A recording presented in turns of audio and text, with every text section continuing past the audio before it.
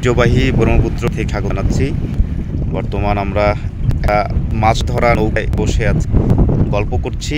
আমার প্রিয় একজন ভাই রিপন চন্দ্র, তিনি পেশায় একজন তিনি মাছ শিকার করেন। এই নদীতে তিনি নৌকার মাধ্যমে যে মাছ ধরা হয়, তিনি সেই পেশার সাথে জড়িত আছেন।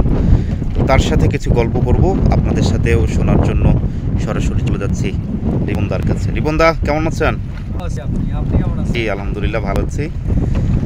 তো আজকে সকাল থেকে দেখে যাচ্ছি আপনি এখানে বসে আছেন। মাছ কখন ধরতে যাবেন?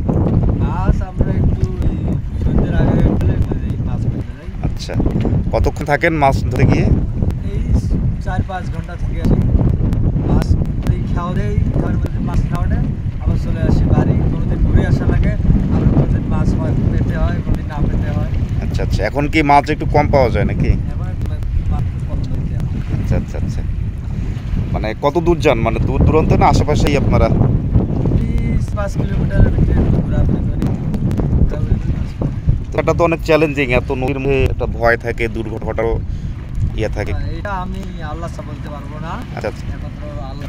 এই নদীতে কখনো সাঁতার কেটেছেন? সাঁতার কাটতে পারি, তো এইখান থেকে ওই মাছ পর্যন্ত যেতে পারবো সাঁতার কাটে। আচ্ছা, জাহাজও যেতে পারবো। নদী পার হতে পারবেন? না, নদী পার হতে পারবো না, অত যেতে স্রোত 4 জন লাগবে। মানে সঙ্গী সাথে থাকলে পার হওয়া যাবে? সঙ্গীর সাথে থাকলে অবশ্যই পারবো। আচ্ছা আচ্ছা, তো বড় নদী, আমার তো তেমন অভিজ্ঞতা নেই। এখানে কোনো কুমির বা কোনো ভয়ঙ্কর কোনো প্রাণী? না, কুমির বা কোনো ভয়ঙ্কর প্রাণী নাই, একটু শিশু আছে। শিশু তো নিরাপদ না, কিছু করে না। দেখা মাঝে মাঝে তো শিশু একেবারে উপরে উঠে শ্বাস নেয়, নদী দিয়ে লাফায়। তো এখানে কি কি মাছ পান ভাই? মাছ এই যেমন টলি মাছ, ট্যাংরা মাছ পাওয়া যায় একটা, আরো অনেক ইত্যাদি মাছ। আচ্ছা আচ্ছা আচ্ছা, ভালো লাগে নদীর থেকে? নদীতে গেলে একটু ভালো লাগে, মাছ পেলে একটু ভালো লাগে।